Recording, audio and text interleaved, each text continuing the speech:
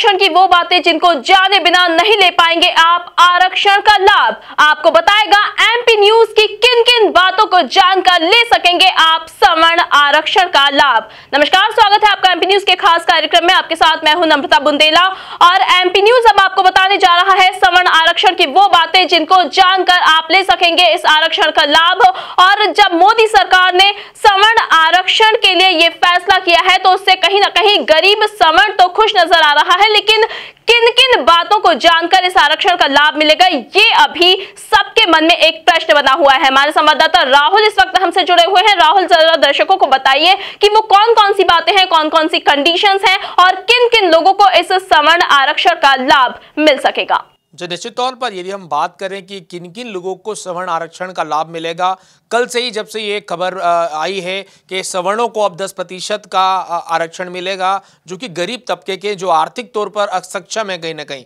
तो उसके बाद से लगातार ये प्रश्न उठ रहा है कि आखिर वो कौन सी बातें हैं जिनको आरक्षण मिलेगा। तो जिस प्रकार से मैं अगर आंकड़ों की बात करूं और डिटेल्स की बात करूं, जो अभी आधिकारिक तौर पर जो सूत्रों के हवाले से जो खबर मिली है उसके अनुसार उसमें सबसे पहली कंडीशन है कि सबसे पहले 8 लाख से कम की आपकी वार्षिक आमदनी होनी चाहिए। यानी साफ तौर पर एक बात कह दी स्पष्ट है कि 8 लाख तक का कैपिंग रखा है केंद्र की मोदी सरकार ने। 8 लाख से यदि कम होगा तो जरूर इसका लाभ मिल पाएगा, एक बड़ी कंडीशन है। वहीं अगर हम दूसरी बात करें तो कृषि भूमि 5 हेक्टेयर से कम होने की बात कही है। यानी कहीं ना कहीं यह भी कहा गया है कि जो बड़ा काश्तकार है या बड़ा किसान है उसको इसका लाभ नहीं मिल पाएगा, या साफ तौर पर जो सरकार ने निर्णय लिया है, कैबिनेट ने मंजूरी दी है, वो यही कहा है कि सवर्ण चाहे गरीब किसान हो उसे ही लाभ मिले। तो एक बड़ी कंडीशन खेती को लेकर भी डाल दी गई है। वहीं अगर हम आगे बात करें तो एक बड़ी कंडीशन ये भी सामने आती है कि घर जो है अगर शहर में है तो 1000 स्क्वायर फीट से ज्यादा का नहीं होना चाहिए।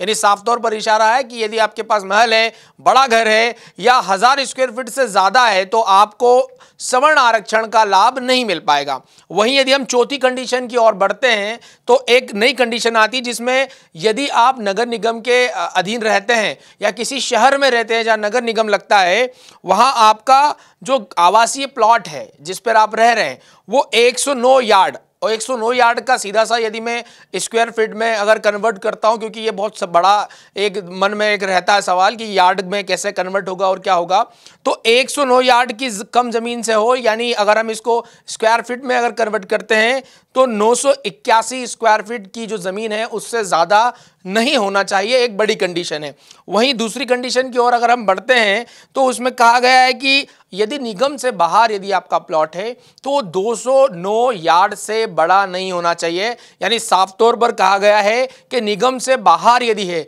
कोई ग्रामीण क्षेत्र में है या निगम से बाहर है, तो वो 1881 स्क्वायर फीट से अधिक नहीं होना चाहिए। यह भी एक बड़ी कंडीशन, बड़ी लॉबिंग डाल दी है। और वहीं बात करें इन तमाम कंडीशनों की तो एक बात बिल्कुल खुलकर साफ आती है कि साफ तौर पर ये जो टैगलाइन दी गई है इस आरक्षण के आधार पर कि गरीब सवर्ण को आरक्षण मिलेगा, आर्थिक स्तर पर जो कमजोर सवर्ण है उसको आरक्षण मिलेगा, तो कहीं ना कहीं ये जो कंडीशन है वो इतना फिल्टराइजेशन कर दे कि ये समय में सिर्फ और सिर्फ गरीब सवर्ण ही इसका लाभ उठा पाएगा। चूंकि ये जो जटिल कंडीशन है कहीं ना कहीं किसी न किसी कंडीशन में कोई न कोई व्यक्ति रह जाएगा। यानी साफ तौर पर नरेंद्र मोदी सरकार ने गरीब सवर्ण को टारगेट कर ये कैबिनेट ने मंजूरी दी है, एक बड़ा ही फैसला लिया है। जी बिल्कुल, तो जान ली है आपने वो बातें कि किन किन सवर्ण को मिल पाएगा आरक्षण, किन किन गरीब सवर्णों को मिल सकेगा मोदी सरकार की इस योजना का लाभ, ये बताया हमारे संवाददाता राहुल ने आपको। और इसके साथ ही हम ये जानना चाहेंगे राहुल कि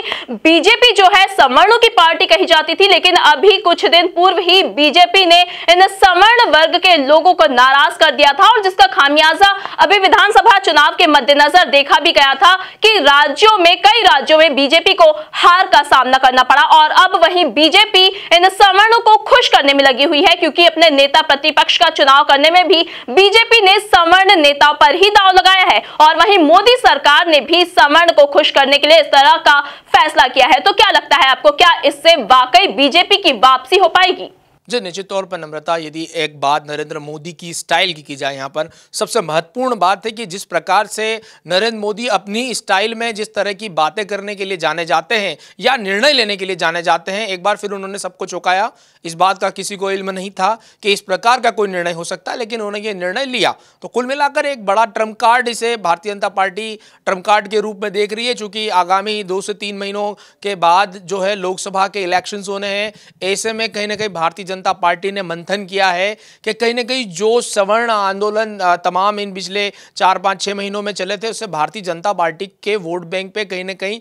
सेंध लगी है। ऐसे में काफी मंथन हुआ, बड़े नेताओं ने चर्चा की, वहीं यह निकल के आया कि कहीं ना कहीं सवर्ण जो नाराज चल रहे हैं, सवर्ण नेताओं की भी लगातार ये मांग थी कि एटलीस्ट जो गरीब सवर्ण हैं उनको आरक्षण दिया जाए। देश में अलग अलग समय पर ये मांगे उठती आ रही है। पूर्व में भी नरसिम्हा सरकार ने इस तरह की मांग रखी थी, लेकिन नरेंद्र मोदी ने जिस प्रकार से इसको कंडीशन के साथ में लॉन्च किया है, तो कयास लगाए जा रहे हैं कि जो विधानसभा में संविधान संशोधन विधेयक लाने के बाद अनुच्छेद 15 और 16 में संशोधन करके इसका विधेयक करके संविधान में ही बदलाव किए जाएंगे। हालांकि अगर हम पूरे देश से बात करें तो अलग अलग तरह की प्रतिक्रिया आ रही है, लेकिन जो यदि आपका प्रश्न पर हम यदि आते हैं कि क्या इसका लाभ मिलेगा, तो निश्चित तौर पर इसका लाभ मिलेगा, क्योंकि कहीं ना कहीं जो गरीब तबका है सवर्ण का, वो भी आस लगाए बैठा था कि हमारी क्या गलती है यदि हम अगड़ी जाति में पैदा हुए, या कहें कि जो संविधान की मंशा रही है सामान्य वर्ग के भीतर रहने वाली वो तमाम जातियां जिनमें आज भी गरीब व्यक्ति रहता है,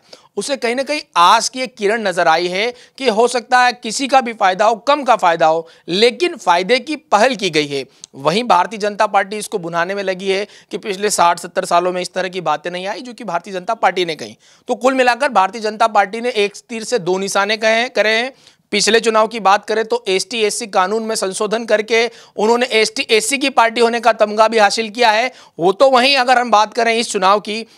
इस निर्णय की, तो इस निर्णय के बाद से भारतीय जनता पार्टी के नेताओं के चेहरे पर खुशी है। वहीं सवर्ण आंदोलन को लेकर जो एक नाराजगी नजर आ रही थी शीर्ष के नेताओं में, चाहे वो भारतीय जनता पार्टी के या संघ इस पर लगातार मंथन कर रहा था, तो वहीं एक बड़ा ट्रम्प कार्ड साबित हो सकता है। अब देखना बड़ा दिलचस्प होगा कि कितना लाभ मिलता है, लेकिन यह कहना तो तय है जिस प्रकार से पूरे देश भर से अलग अलग प्रतिक्रियाएं आ रही है, उससे तो साफ तौर पे लगता है कि कुछ भी अगर हम बात करें प्रतिशत में या वोटों में, इसका फायदा भारतीय जनता पार्टी को होना है। लेकिन राहुल, जैसा कि आपने बताया कि इससे गरीब सवर्ण खुश तो हो गया है, लेकिन क्या वाकई उनकी खुशियां इस पर पार पा पाएंगी? क्या वाकई वो जनता की उम्मीदों पर सरकार की योजना खरी उतर पाएगी? क्योंकि देखा जाता है कि कई योजनाएं जो है वो गरीब लोगों तक नहीं पहुंच पाती, क्योंकि उनको इसका जो है जानकारी ही नहीं मिल पाती है कि किस तरह से इस योजना का लाभ लिया जा सके। लेकिन हमने जैसा इस शो के माध्यम से बताया कि किन किन सवर्णों को इसका फायदा मिलेगा और किन किन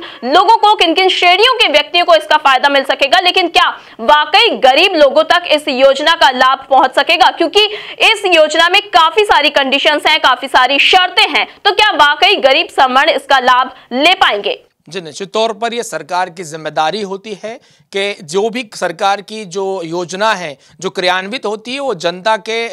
तक पहुंचे। तो साफ तौर पर यह सरकार की जिम्मेदारी है। वहीं यदि जनता को जागरूक होना है तो तमाम तरह की चीज़ें हैं, वेबसाइट है, अपडेट है और बाकी सारी चीज़ें हैं, लेकिन ये नरेंद्र मोदी सरकार की भी बड़ी जिम्मेदारी होगी कि गरीब सवर्ण तक इस जानकारी को पहुंचाए ताकि वो आने वाले दिनों में इसका लाभ ले पाएं, क्योंकि ये कंडीशंस हैं। ये कहीं ना कहीं ऐसा नहीं है। नम्रता, एक और बात बताना चाहूँगा, यदि आपके पास ये सारी चीज़ें नहीं है तो वैसे भी आप उस कैटेगरी में हो जाते हैं। सरकार के पास आपके पास तमाम क्या चीज़ें हैं, क्या नहीं है, क्या संपत्ति, उसकी पूरी जानकारी होती है। तो ऐसे में हम ये नहीं कह सकते कि लाभ नहीं मिलेगा। निश्चित तौर पर सरकारी आंकड़े हैं, सरकारी आंकड़ों के लिहाज से जो भी जानकारी सरकार जुटा पाई है उसके अनुसार जरूर गरीब सवर्ण को इसका लाभ मिलेगा।